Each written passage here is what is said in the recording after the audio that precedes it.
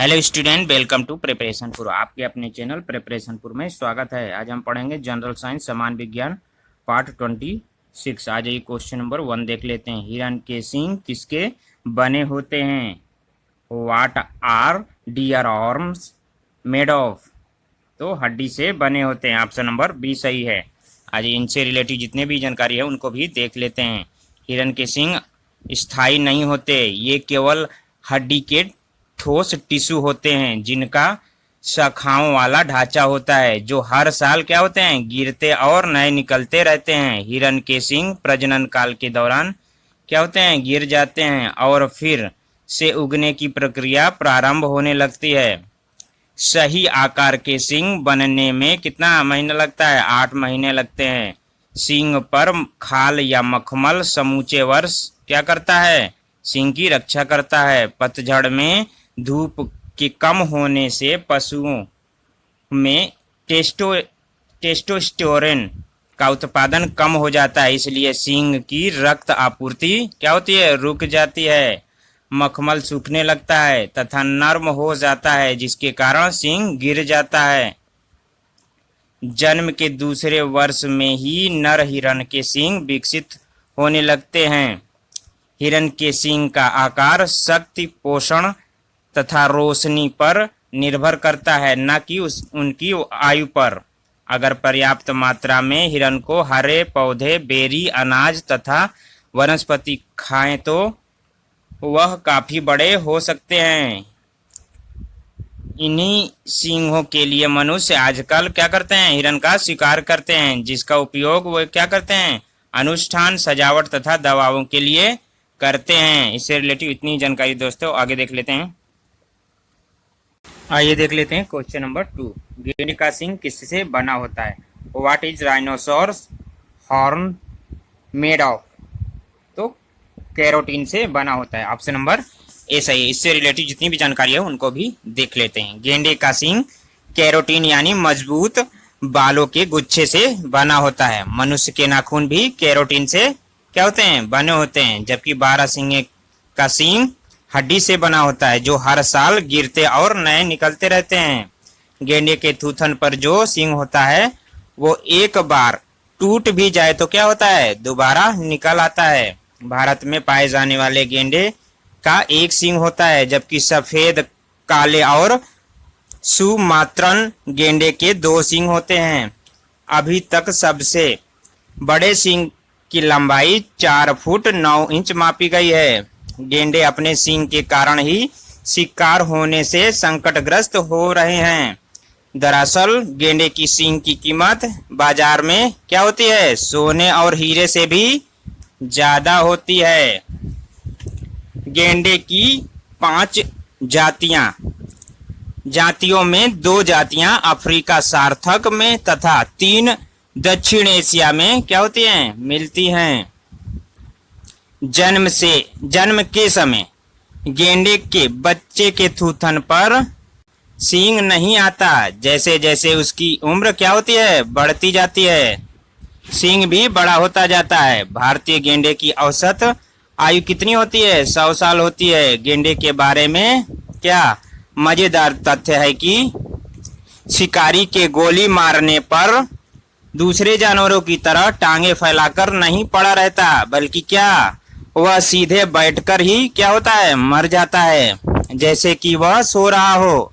दरअसल गेंडे की खाल बड़ी क्या होती है, कोमल होती है और इसकी दृष्टि अपेक्षाकृत क्या होती है, कमजोर होती है, जो देखने में बहुत कम देख पाता है। लेकिन उसकी सूंघने की शक्ति क्या होती है, बहुत तेज होती है। मनुष्य की गंध उसे बिल्कुल क्या होती है, पसंद नहीं होती है। इससे रिलेटिव इतनी ही जानकारी है दोस्तों, आगे देख लेते हैं। आइए देख लेते हैं क्वेश्चन नंबर 3। टाइपराइटर का आविष्कार कब हुआ था? When was typewriter invented? तो 1878 में हुआ था। इससे रिलेटिव जितनी भी जानकारी है उनको भी देख लेते हैं। तो टाइपराइटर क्या है? टाइपराइटर एक मैकेनिकल और इलेक्ट्रोमैकेनिकल मशीन होती है, जिसमें एक अरेंजमेंट में अक्षरों की कुंजियां या कीज होती हैं। ये कीज जब सूखे इंक वाले रिबन पर पड़ती हैं तो क्या होता है, ये मशीन में लगे पेपर पर शब्द को क्या करते हैं, इंगित कर देती हैं। कमर्शियल टाइपराइटर को अमेरिकियों ने क्या किया था, इजाद किया था, जबकि 1930 में बाजार में हिंदी टाइपराइटर आया था, जिसको बनाना ही क्या था, एक बहुत कठिन काम था, क्योंकि देवनागरी के अनेक चिन्हों को किसी प्रकार से क्या करना, 26 कुंजियों पर ही व्यवस्थित करना एक चुनौतीपूर्ण काम था। कंप्यूटर की तरह न तो मात्राओं को खुद जोड़ सकता था, न वर्ण क्रम अनुसार जोड़ने वाले क्या थे, मिश्रित अक्षर बना सकता था। इसलिए सभी चिन्हों, मात्राओं, संयुक्त अक्षरों के लिए अलग से कुंजियां क्या करनी पड़ती थी, याद रखनी पड़ती थी। गोदरेज कंपनी ने क्या किया था, 1955 में भारतीय हिंदी टाइपराइटर पहला उत्पाद जारी किया था, जबकि इसका आइडिया 1948 में ही क्या हुआ था, आ गया था। इससे रिलेटिव इतनी जानकारी थी है दोस्तों। आगे देख लेते हैं, आगे देख लेते हैं question number 4। Ball point pen का आविष्कार किसने किया था, तो who invented the ball point pen, तो लेडिस्लाओ जोसबीरो ने किया था। ऑप्शन नंबर सी सही है। इनसे रिलेटेड जितनी भी जानकारी है उनको भी देख लेते हैं। लेडिस्लाओ जोसबीरो का जन्म 29 सितंबर 1899 को हंगरी के बुडापेस्ट में एक यहूदी परिवार में क्या हुआ था। एक दिन बुडापेस्ट की प्रिंटिंग शॉप में इन्होंने क्या किया, देखा कि इंक पेपर में लगते ही क्या होती है, सूख जाती थी। फिर इस क्रिया का प्रयोग इन्होंने पेन बनाने में किया। इसके बाद ये स्याही उन्होंने क्या की, फाउंटेन पेन में डाली, मगर गाढ़ी स्याही क्या हुई, पेन से नीचे नहीं उतरी। फिर उन्होंने निब की जगह क्या किया, बॉल बेयरिंग की टिप लगा दी। यह बॉल किसकी होती है, पीतल और स्टील की होती है। यह इंक कार्टेज से क्या करती थी, स्याही लेती थी और उसमें कागज पर क्या करती थी, समान रूप से फैला देती थी। शुरुआती बॉल पॉइंट पेन क्या गुरुत्वाकर्षण के सिद्धांत पर काम करते थे। 1888 के दौरान जॉन लाउड भी क्या कर रहे थे, बॉल पॉइंट पेन के लिए काम कर रहे थे, लेकिन इनका पेन कमर्शियली सफल नहीं हुआ था। वीरो ने बताया प्रेशराइज्ड ट्यूब और कैपलरी एक्शन से स्याही को क्या करना, फैलाने या लीक होने से रोकता है। वीरो ने पहला प्रोटोटाइप बॉल पॉइंट पेन कितना 1931 में हुई बुडापेस्ट इंटरनेशनल फेयर में प्रदर्शित किया था। वीरो ने जून 1938 को पहले कमर्शियली सक्सेसफुल पेन का क्या किया, ब्रिटिश पेटेंट कराया। फिर उन्होंने 1944 में छोटे पैमाने पर क्या किया, पेन का उत्पादन शुरू किया।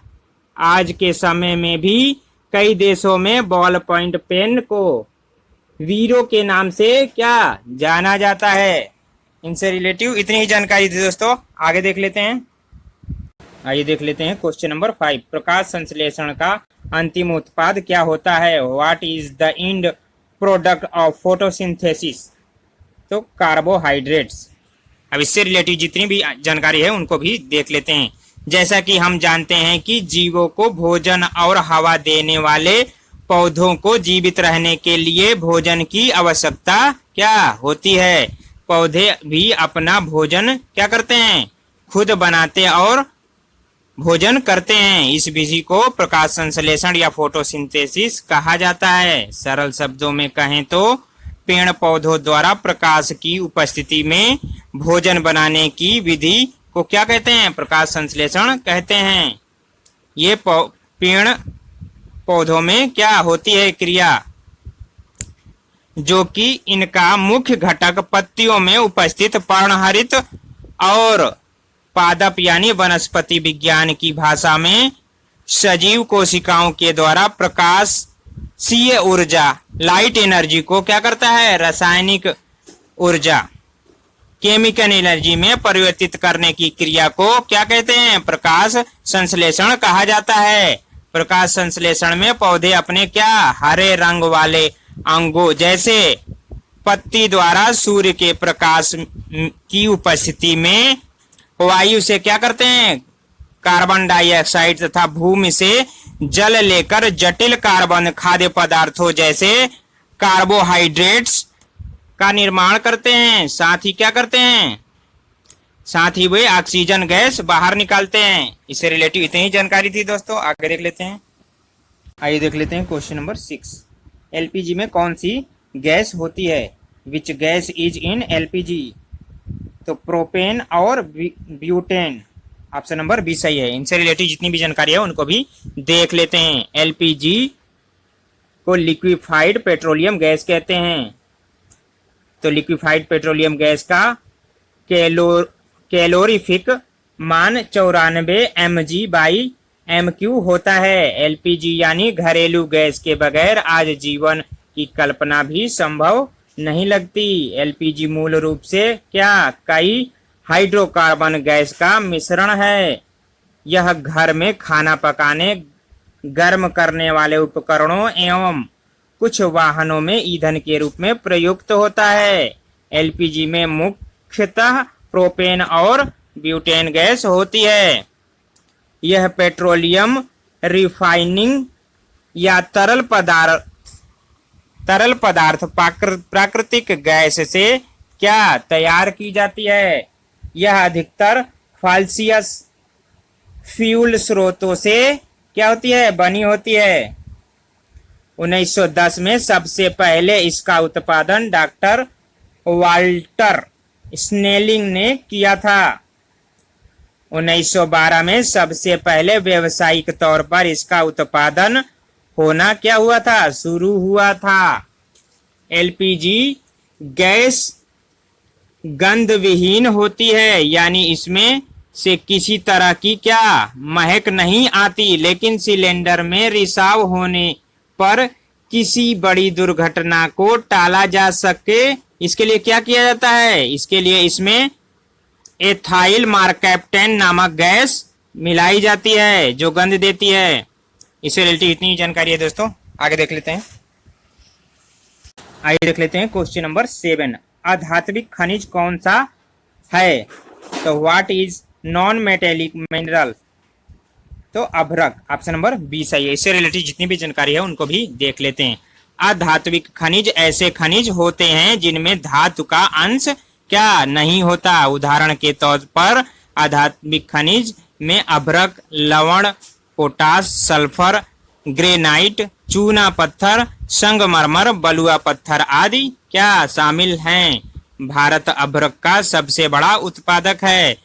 अभ्रक एक बहुउपयोगी खनिज है जो क्या आग्नेय एवं कायांतरित चट्टानों में खंडों के रूप में क्या पाया जाता है। इसे बहुत पतली परतों में चीरा जा सकता है। यह रंग हित या हल्के पीले, हरे या काले रंग का क्या होता है। इससे रिलेटिव इतनी जानकारी थी दोस्तों। आगे देख लेते हैं, आइए देख लेते हैं क्वेश्चन नंबर 8। सोना परखने वाला पत्थर का क्या नाम है। What is the name of gold testing stone. तो पारस पत्थर, ऑप्शन नंबर ए। इससे रिलेटिव जितनी भी जानकारी है उनको भी देख लेते हैं। हमें भूमि से कई प्रकार की क्या धातुएं प्राप्त हुई हैं। इनमें से सोना, चांदी, पीतल, तांबा, लोहा आदि शामिल हैं। इन धातुओं में लोहा सबसे क्या है, सस्ता और आसानी से उपलब्ध होने वाली क्या है, धातु है। वहीं दूसरी ओर सोना बहुमूल्य है, आसानी से प्राप्त नहीं किया जा सकता। लोहे और सोने के इस फर्क को पारस क्या पत्थर आसानी से दूर कर सकता है। ऐसा माना जाता है कि पारस पत्थर के स्पर्श मात्र से लोहा सोना बन जाता है। सोना आमतौर अकेले पारे या फिर सिल्वर से के साथ मिश्रित धातुओं कैलेवेराइट, सिल्वेनाइट, पेटजाइट और क्रेनराइट अयस्कों के रूप में पाया जाता है। सोना निकालने के कई तरीके हैं। इनमें से एक तरीका यह है कि सोने के पत्थर की जांच भूविज्ञानिक करते हैं और फिर उस चिन्हित चट्टान को डायनामाइट से तोड़ा जाता है। 300 से 500 मीटर गहराई के करीब क्या 300 टन मलबा निकाला जाता है। स्वर्ण या सोना अयस्क के रूप में मूव करता है। इस निकाले गए मलबे के पत्थर को मशीन से क्या किया जाता है, बारीकी बालू की तरह पीसा जाता है। इस प्रक्रिया में करीब 4 से 5 घंटे क्या होते हैं, लगते हैं। बालू में पानी डाला जाता है फिर और इसको एक वाइब्रेटिंग टेबल पर डाला जाता है। इस पर गीला कंबलनुमा क्या कपड़ा रखा जाता है। जब गीले कण इस कंबल पर के ऊपर निकलते हैं तो सोने के कण इस पे चिपक जाते हैं और फालतू का पत्थर क्या होता है, बाहर निकल जाता है। यह प्रक्रिया कई बार दोहराई जाती है। इससे रिलेटेड इतनी जानकारी है दोस्तों। आगे देख लेते हैं। आइए देख लेते हैं क्वेश्चन नंबर 9। सीटी स्कैन की खोज किसने की थी? Who discovered CT scan? तो गॉडफ्रे हाउंसफील्ड नामक वैज्ञानिक ने की थी। ऑप्शन नंबर ए सही है। इससे रिलेटेड जितनी भी जानकारी है उनको भी देख लेते हैं। सीटी स्कैन की खोज 1972 में ब्रिटिश इंजीनियर गॉडफ्रे हाउंसफील्ड और दक्षिण अफ्रीका में जन्मे फिजिसिस्ट एलेन कोमार्क ने की थी। दरअसल सीटी स्कैन या कंप्यूटराइज टोमोग्राफी एक्सरे का एक रूप है जिसे कंप्यूटराइज एक्सियल टोमोग्राफी या सीटी स्कैन कहा जाता है। यह शरीर के अंगों के चित्र को क्या करता है, दिखाता है। टोमोग्राफी ग्रीक शब्द टोमोस का रूप है जिसका मतलब होता है स्लाइस या सेक्शन। अधिकतर सीटी स्कैन का उपयोग शरीर के कई भागों की क्या अंदरूनी तस्वीरें निकालने के लिए किया जाता है जिसमें सिर, कंधों, रीढ़ की हड्डी, दिल, पेट, घुटना, छाती आदि की जांच होती है। संक्रमण का निदान, मांसपेशी विकार और हड्डी के फ्रैक्चर, ट्यूमर, कैंसर के स्थान के बारे में जानने के जानकारी जुटाने और उसे समझने के लिए इस क्या तकनीक का उपयोग डॉक्टर करते हैं। इस मशीन में बहुत सक्रिय एक्सरे बीम शरीर के उस भाग तक पहुंचाई जाती है जिसका परीक्षण क्या करना होता है। इससे प्राप्त चित्र कंप्यूटर पर आ जाते हैं। ये देख लेते हैं क्वेश्चन नंबर 10। जेलीफिश का वैज्ञानिक नाम क्या है? साइफोजोआ जेलीफिश का वैज्ञानिक नाम है। ऑप्शन नंबर सी सही है। इससे रिलेटेड जितनी भी जानकारी है उनको भी देख लेते हैं। दुनिया भर में जेलीफिश की 1500 से ज्यादा प्रजातियां हैं। यह देखने में पारदर्शी होती है। माना जाता है कि जेलीफिश का जीवन समुद्र में कितना 65 करोड़ साल पहले शुरू हो चुका था। जेलीफिश के पास क्या दिमाग नहीं होता बल्कि कितनी 24 आंखें होती हैं। यह बड़ी मछलियों, कछुओं आदि का पसंदीदा भोजन बनती हैं। यह दुनिया की एकलौती ऐसी मछली है जिसमें क्या होता है 95% तक का पानी होता है। अब तक की सबसे बड़ी जेलीफिश अमेरिका के समुद्र में मिली थी जिसकी लंबाई कितनी थी 7.6 फीट थी और इसकी मूछें 120 फीट लंबी थी। इसके टेंटिकल्स काफी क्या होते हैं, लंबे और खतरनाक होते हैं। जेली की तरह मुलायम होते हैं और पारदर्शी दिखने वाले जेली के टेंटिकल्स अगर हमारी त्वचा से छू जाएं तो त्वचा का तत्काल उपचार कराना होता है। ऐसा नहीं करने से त्वचा को काफी नुकसान क्या होता है, नुकसान होता है त्वचा का। इससे रिलेटेड इतनी ही थी जानकारी दोस्तों। आज के लिए इतना ही दोस्तों। अगर वीडियो आपको अच्छा लगा हो तो वीडियो को लाइक कर दीजिए। चैनल पे नए हो तो सब्सक्राइब कर लीजिए। वीडियो को ज़्यादा से ज़्यादा शेयर करिए और कमेंट करके बताइए आपको वीडियो कैसा लगा। Thanks for watching.